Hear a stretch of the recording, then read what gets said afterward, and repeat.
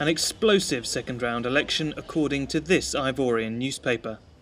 The day after provisional results in the Ivory Coast's first true multi-party elections, people in Abidjan begin to digest the prospect of an end-of-November runoff between current President Laurent Gbagbo and rival ex-Prime Minister Alassane Ouattara. I'm really disappointed. We weren't expecting that. For me, I thought Gbagbo would get about 75%.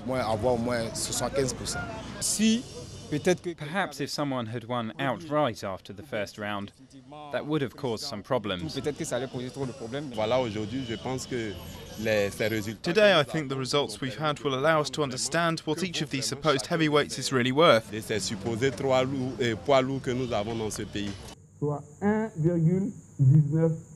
It was only after 3 days of nervous anticipation that provisional results reached the 4.5 million Ivorians who cast their vote in Sunday's poll.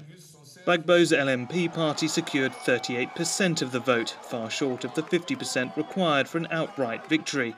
Ouattara scored 32%, largely from his northern strongholds, ahead of third place Henry Konan Bedie on 25%. Former President Bedie's PDCI party has since demanded a recount, a challenge closely followed by the United Nations mission.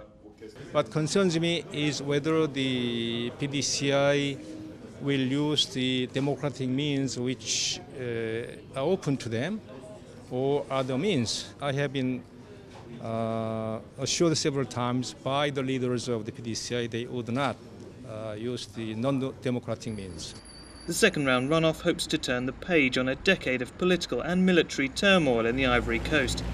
And while arguments over ethnicity that have previously excluded the northern candidate Ouattara from running for president threaten to resurface, many believe that after Sunday's peaceful first round, it's policies that will outweigh traditional loyalties. We now have to look really closely at what happens in the campaigns for the second round, because it's not yet decided.